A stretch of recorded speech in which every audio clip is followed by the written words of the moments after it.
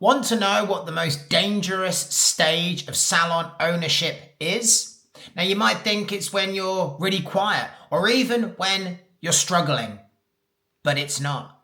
It's actually when you're busy. Here's why. Firstly, when you are struggling, when you're not sure where the next client is going to come from, when you're not sure what's going on and the diary is looking like there's just way too much white space in there, then that makes you think differently, makes you find new solutions, makes you try new stuff.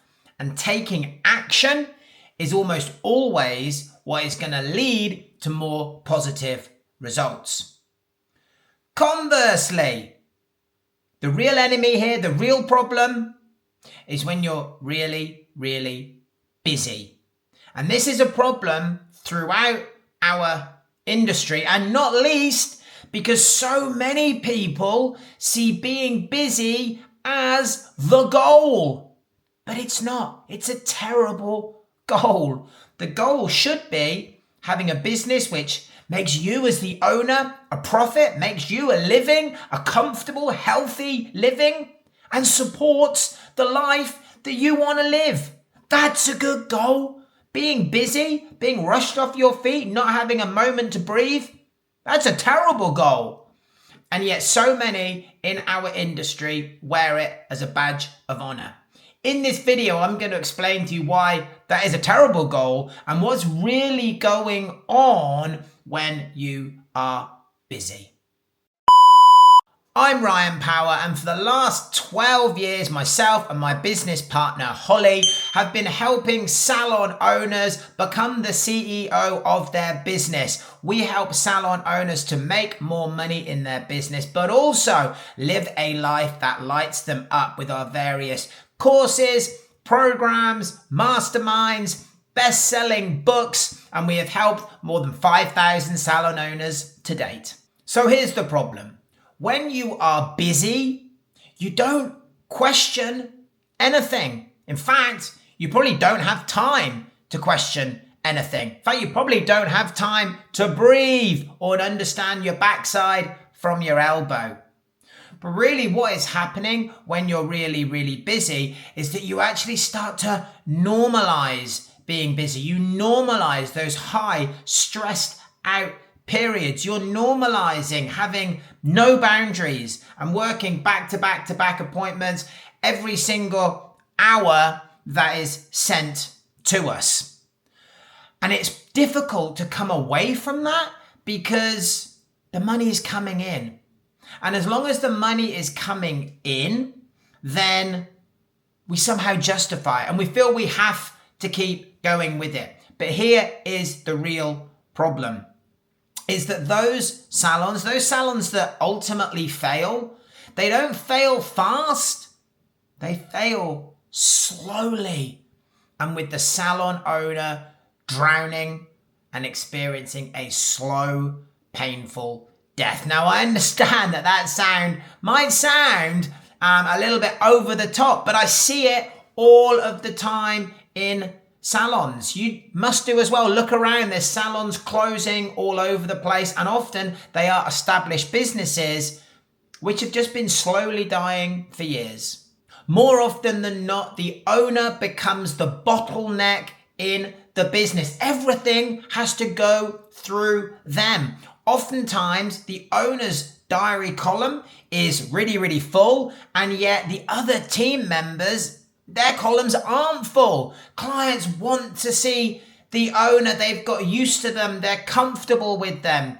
And the time of the owner is getting depleted over and over and over and over again. And the problem with that is that your time as the salon owner is your most valuable asset. Not only can you not get it back, but also that is the most valuable slot of time, because if you're forever stuck in the treatment room or on the salon floor, then you don't have time to do the things which actually move your business forward. Time disappears, profit flatlines, and the business plateaus, and the days get longer and longer, and the long days and the stress become normalized until you find yourself paralyzed to take the actions that are required. And this is something that we see over and over and over again in our industry.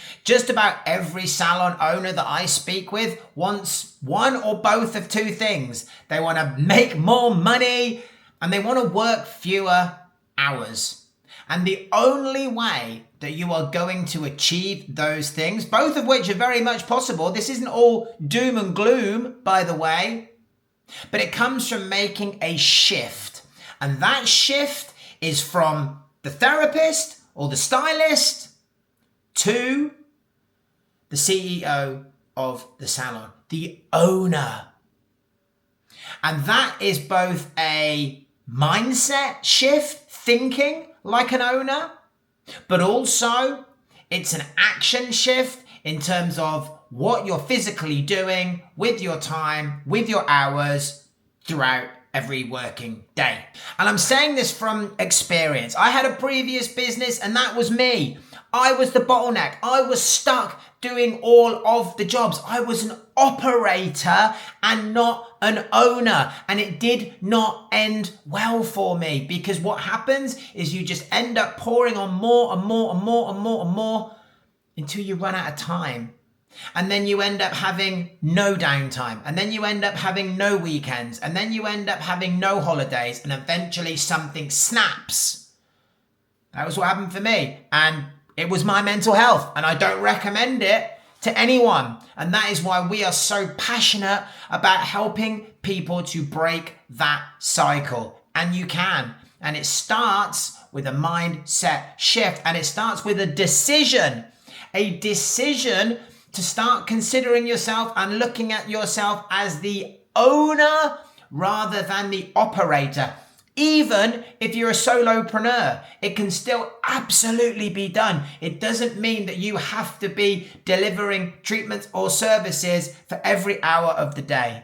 Remember, the goal is not to be a busy salon. And as Holly says, it should be busyness with a I and never busyness with a Y. The goal is to have a business which lights you up and makes a profit for the owner. It delivers you the life you want to live. Your business should support all of those other things that you want to do. And if that's something that you want to do this year, if that is a goal for you to make that happen, then stay tuned, because we got lots coming on this. To make sure that you see future videos, please give this video a like. Make sure you subscribe to our channel. And then that way we can make sure that you get future videos straight into your feed.